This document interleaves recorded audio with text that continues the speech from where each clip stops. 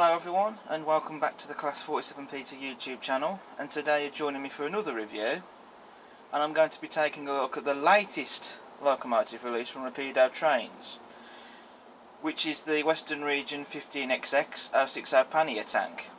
This has just arrived in the post, and the model I've gone for, wrong end of the box, is 1505 in the BR Early Emblem Lime Black livery. So we're going to get this model unboxed and we're going to have a look at it.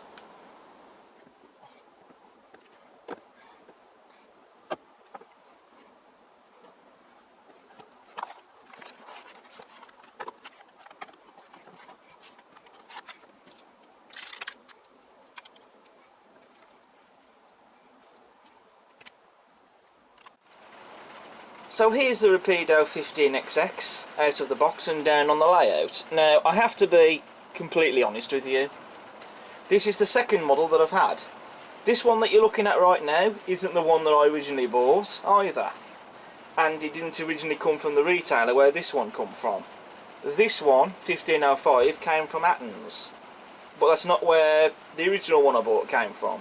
Originally I bought 1501, which is the one that's preserved on the Severn Valley Railway, and that's kind of the reason really why I bought that one, because it's, you know, the Severn Valley being my favourite heritage line, it is sort of close to my heart in that respect.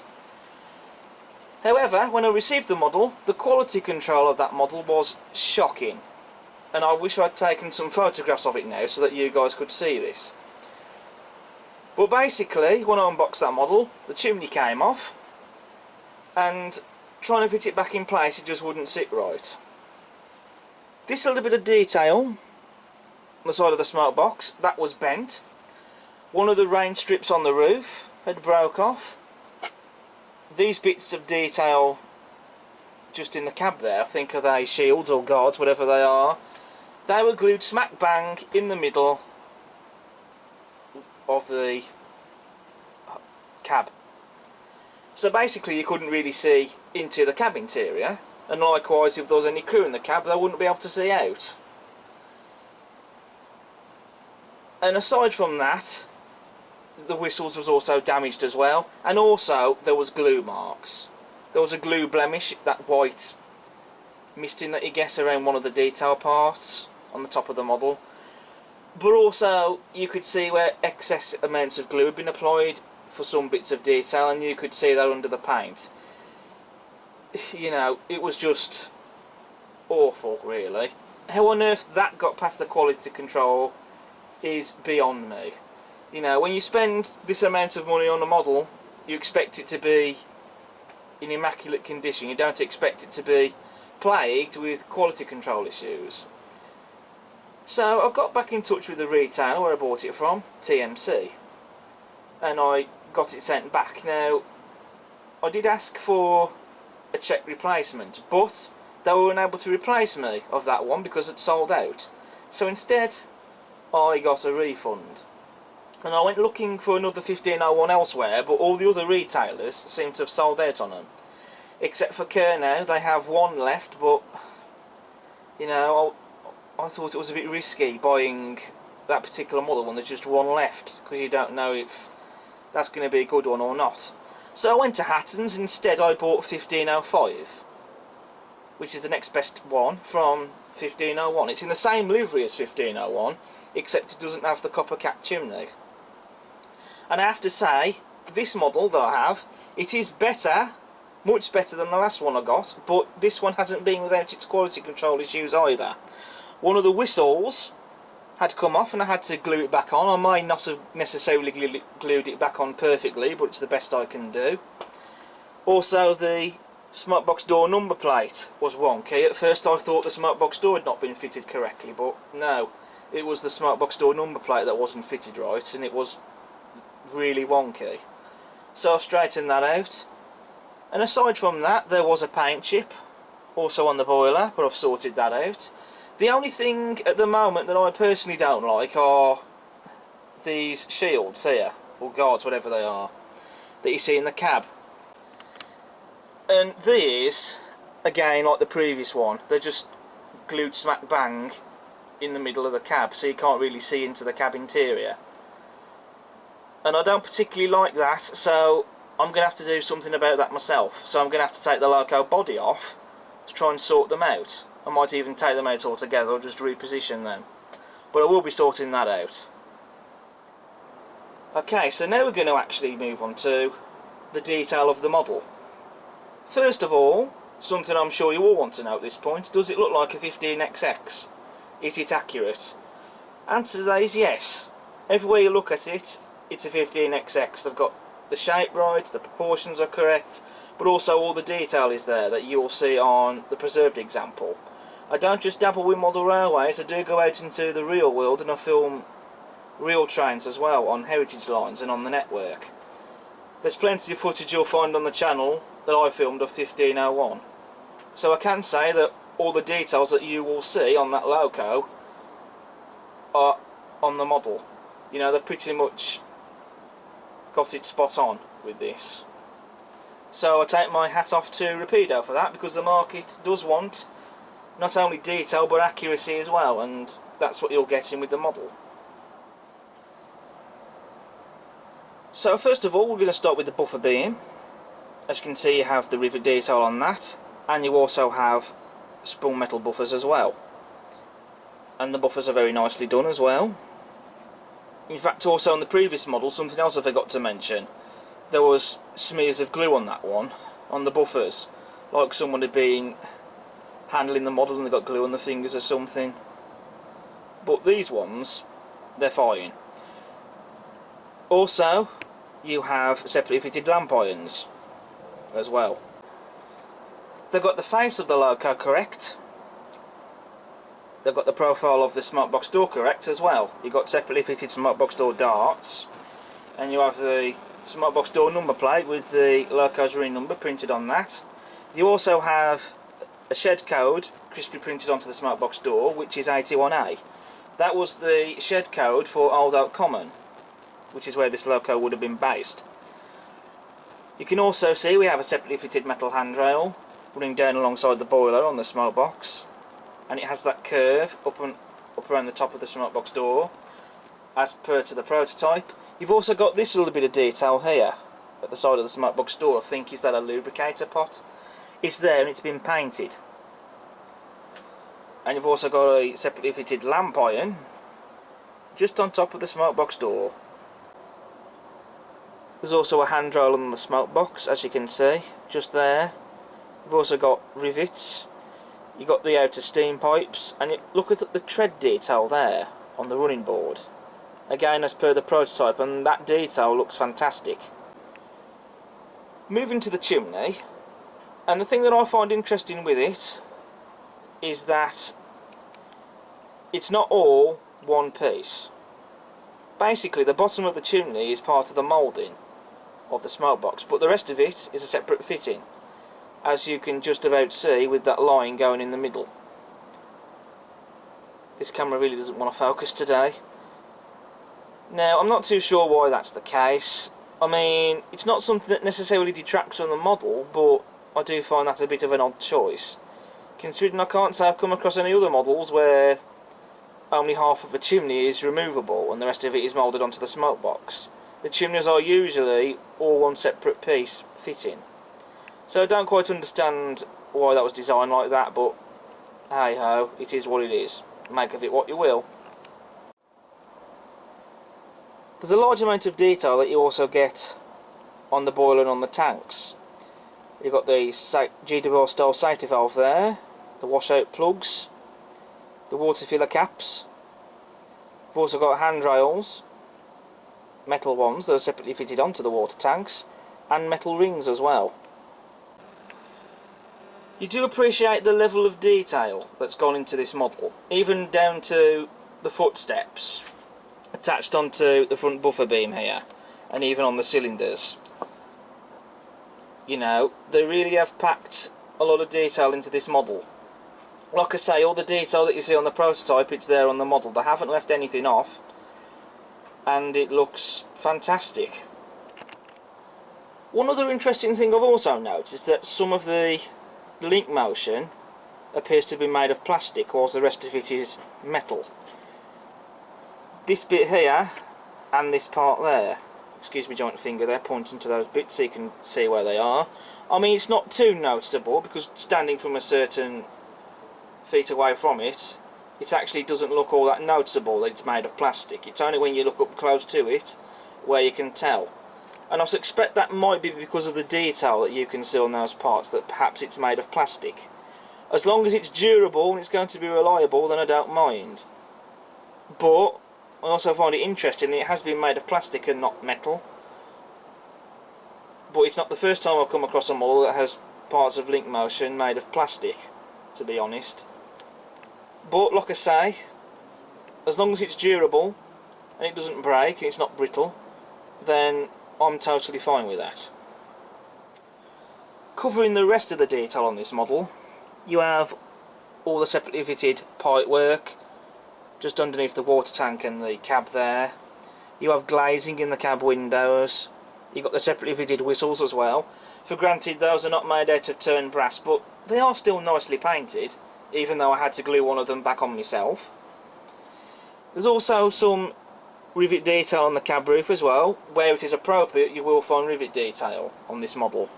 You've also got a cab roof vent. Doesn't open, but then again, doesn't really need to be honest. You've also got the rain strips on the roof as well, which are very nicely modelled. You've also got the footsteps under the cab and on the rear of the bunker, just by the buffer beam. And you've also got the footsteps as well on the bunker so the crew can climb up to get to the coal bunker for whatever reason. And you've also got separately fitted handrails as well, just down alongside by the cab doors on the cab sides. And you even get rivets on the cab sides as well on the bunker. Also, one interesting and clever feature as well with this model is concerning the water filler caps when they decide they're going to budge, like so. They're actually removable. You can see the screws inside there, and that helps you to get the body off. So once you take out the screws underneath the cab, you then remove the water filler caps, and then by undoing these screws that allows you to get the body off. Although I'm not too sure why they couldn't have just had screws underneath the chassis to hold it in place, but then again, looking at it, perhaps maybe they had to be fitted under the water filler caps. But you know, it's an interesting feature to see that. I've never come across that before in a model. And so whilst I've got the water filler caps off, I might as well get the body off, because I need to sort out those plates inside the cab and move them so we can actually look at the detail inside the cab. So as I've got the body off the Loco, I thought I'd show you the mechanism inside. Now I know I have said before that I wasn't going to start taking the bodies off these Locos to show you the mechanisms, because you've probably seen them all before. But because I'm taking the body off anyway, to correct those detail parts that are glued in the wrong place, so that I can actually see into the cab interior detail, I thought I might as well show you the mechanism whilst the body off. But I'm not going to be doing this with every model I get. And the mechanism that we have here is a 5-pole motor, and it definitely looks like a quality mechanism. And at the end of the day, if it does the job it's supposed to do, then that's great. And this model, it runs superbly well. The mechanism on this is silk smooth, and it runs well in both directions, so that's great to see. I'd also very quickly just like to talk about how heavy this model is, and it really is heavy. There's a die-cast block on the chassis, as you can see there, and there's also some die-cast weight inside the body, as you can see. So they have put a lot of weight into this little model. But the body's now back on the chassis. Now before I even cover the detail inside the cab, a couple of things I want to mention. First of all, one of these plates that goes onto the inside of the cab, as you can see here, I've chosen to leave out of the model. So I've only glued one of them back in place. Not that that bothers me, because I don't mind that. As long as I can actually now see into the cab, that's fine, because it's already now looking a lot better. Other thing I must mention is that these outer steam pipes, they do move, so do be careful when fitting the body back on, because otherwise you can actually push the smoke box off the boiler, as I was finding. So do make sure that these are level with the smoke box when you fit it back on. Just sort of give you a warning on that. So moving to the detail in the cab interior, this is the best I can do. I've even tried shining a torch in here and it just becomes a bit too bright, that light. So this is the best I can do to show you the detail, but you can still see it. And all the detail in there, it's been picked out and painted. And I think it looks really nice. It's nice to see the interiors with painted detail. So it's nice to see all the detail there on the back head, all painted up. Even the dials as well. They have the needles printed onto them, although looking closely at them, they don't have the numbers printed on them. Doesn't seem to. But, you know, at least all the detail in there has been picked out and painted. And you also have a flickering firebox, although on the footage it looks like the flickering firebox is perhaps a bit too bright. But regardless though, it's still a nice feature that I quite like to see on these models. I know the firehole door is not going to be open all the time, but it's still something nice to look at, especially when you can get a glimpse of it running around the layout and you can see the flickering firebox. So I like it. I think it's a nice little feature. On the cab roof you have a separately fitted handrail, and also you've got glazing in the rear cab windows with the guard irons on them. You get a lot of detail on the rear of the bunker. Separately fitted lamp irons, handrails, lots of rivet detail, and steps for the crew to climb up to get to the bunker. Rivets on the buffer beam, and again, as per on the front of the loco, sprung metal buffers. And of course this model comes with a standard NEM tension lock couplings. You also have a coal load in the bunker as well, very nicely replicated, and I do believe that to be removable. But regardless, you can either take that coal load out. I tend to find using a needle helps pry it out, although sometimes they can be quite stubborn and hard to remove. But you can scatter real coal on top of them. And that's something I might do at a later date, and I might also get some of that Model U crew later on, possibly, to fit into this model, but it's not something I'm going to be looking at doing now.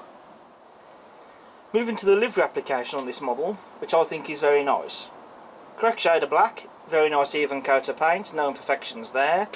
And then you have the lining, which I think is what really sets this livery off. I know that to some these BR liveries are drab, and I can agree with that. They are a bit perhaps more duller compared to pre-grouping than the Big Four era liveries. But, to be honest, it's nice to have a bit of variety. And you know, some of these BR liveries I do like. The BR Express Passenger Blue being my favourite one, I think, personally. Then you have the British Railways Lined Apple Green and the BR Lime Maroon liveries. I think they're nice as well.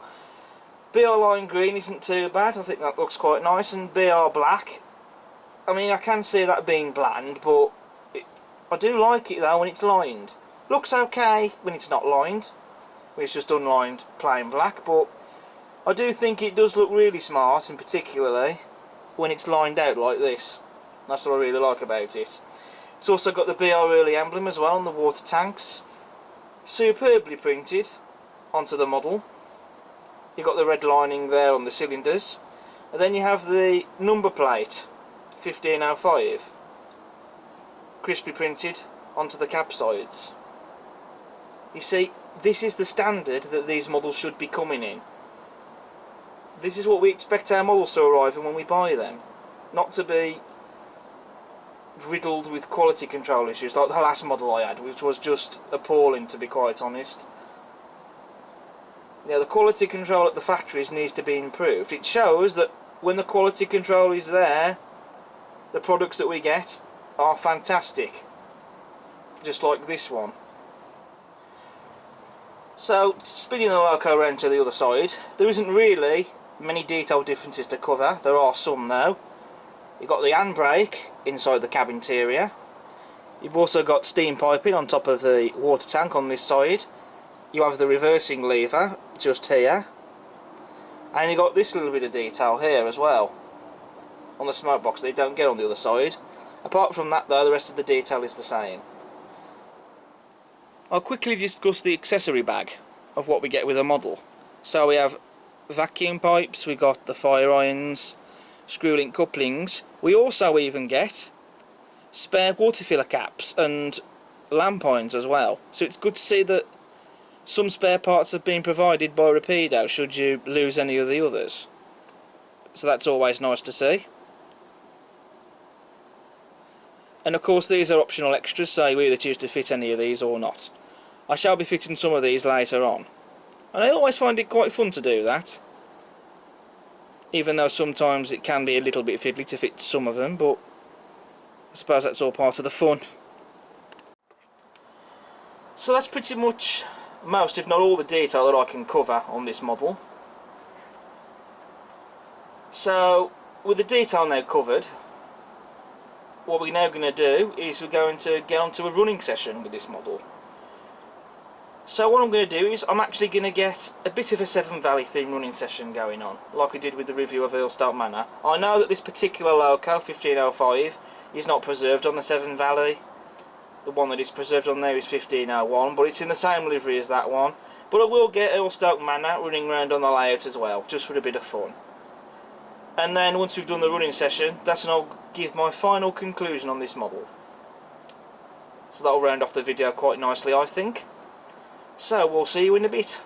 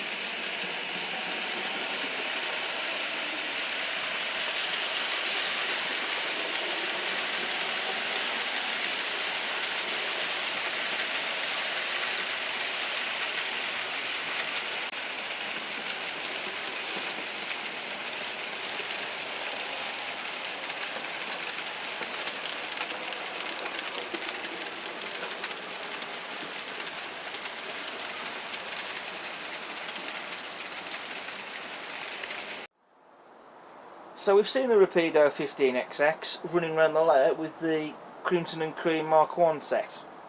I thought that looked very nice behind her, and she coped very well hauling that rake, and I should think so with all the weight she's got. We've also had Hillstoke Manor running around with the Hawksworth coaches, and you will have noticed that on Hillstoke Manor it has a GWR train reporting number. That's from the Sankey Scenics Western Region train reporting numbers pack. I bought that pack recently because I thought sticking train reporting numbers on the front of Great Western locomotives in running sessions, that'll add a bit of realism to the layout. And that'll be a nice thing to have and to see in model form. As for the 15XX, what's my conclusion on it? Well, first of all, it isn't just me who's been unlucky and I've had quality control issues. There have been other people as well who have also had quality control issues in one way or another with these models. I'm not going to blame Rapido for this because it's not really their fault at the end of the day, because they shouldn't really be getting models that have tough quality control in the first place. Now, the quality control in the factories, it really does need to be stepped up. And what I would say to Rapido, if they're watching this, is bring this up with the factory where these are manufactured at, and I'd discuss this with them, perhaps maybe even not use that factory again, perhaps, because I think the quality control really, you know, it isn't very good. Even this model I have, it's a lot better than the previous one I had, because it isn't riddled with all the quality control issues that the first model I had suffered. But this model that I've got hasn't been without a few quality control issues, namely that one whistle that I had to fix back on myself. Also, those plates there in the cab not being fitted in the right place really. That was another bugbearing I had. And also the number plate being wonky. But you know, perhaps nothing serious, you know, because it wasn't anywhere near as bad as the first one. What I will say though is this model perfect? No, it isn't really. I mean, I will overgloss the design of the chimney, how it's not all a one separate piece, and those little bits of plastic in places with the link motion. You know, at the end of the day, it really is down to the quality, and the quality I think has been hit and miss with these. So it may not be perfect, but does that make it a terrible model? No, because when you get a good one, you know, it is a lovely model. I mean, this is a fantastic product, it really is. It's just sadly let down by some quality control issues. Again, the quality controls I had with this one this time round, they weren't as bad as it was with the first one that I had. But like I say, this is the second one that I've got. So what I would say is, if I was to say do I recommend one of these, I would say don't necessarily let the horror stories that you've been hearing about these issues that some of these models have had put you off. If you're sat on the fence about whether or not you're getting one of these, but you'd like one, I would say give it some thought, consider it. And if you do want one, then I would say go out and buy one, and then perhaps make your own conclusion on that. But like I say, I mean, it is still a fantastic model, it's just let down by some quality control issues. You know, so that can't really be ignored at the end of the day, I'm afraid. You know, I have to be honest. But I'm not saying that this is a terrible model and you shouldn't buy it, because it's far from that. You know, the quality control, sure, with the first model was shocking, but this model is better. I mean, at least this model is in the quality that I would expect the model to be in when I get it, even if it did have a few minor quality control issues. You know, I think the one that really bugged me with this model was these plates, like that one, not being glued in the right place. I couldn't even see into the cab interior, which wasn't great really, but I've sorted that out myself, but shouldn't really have to be honest. But like I say, you know, it is a great bit of kit, this model is. I mean, it's, regardless of the hit and misses with quality control, you know, it is generally, I think otherwise, a well-made product when you get a good one. But then I suppose you could argue the same perhaps for anything these days, really. So, yeah, my conclusion is not perfect, not being without some quality control issues, but it's not a terrible model. You know, when you get a good one, it is fantastic. So, yeah, consider it. So that's it then for my review on the Rapido GWR 15XX. I'm sure you'll also have noticed the progress that I've made at the station as well, which I'll quickly talk about. The progress is getting there slowly but surely. I'm really satisfied with how it's looking so far, and I hope you all like it too. It's not finished yet, still got some other little bits to do, which I will be sorting that out soon. Then once it's finished I can move on to somewhere else on the layout. But it is getting there, and I'm really pleased with how it looks so far at the moment. But anyway, so thank you all for watching today's video of the Rapido 15XX. I hope you've enjoyed this video. If you like what you see, subscribe to the channel and keep watching. If you don't like what you see yourself out the door and go elsewhere. And also, if you do like this video, why not give us a like? Maybe even drop a comment and tell me what your thoughts are on this model and what your experiences have been. I would be interested to hear it. And also, feel free to check out all my other videos I've got on the channel.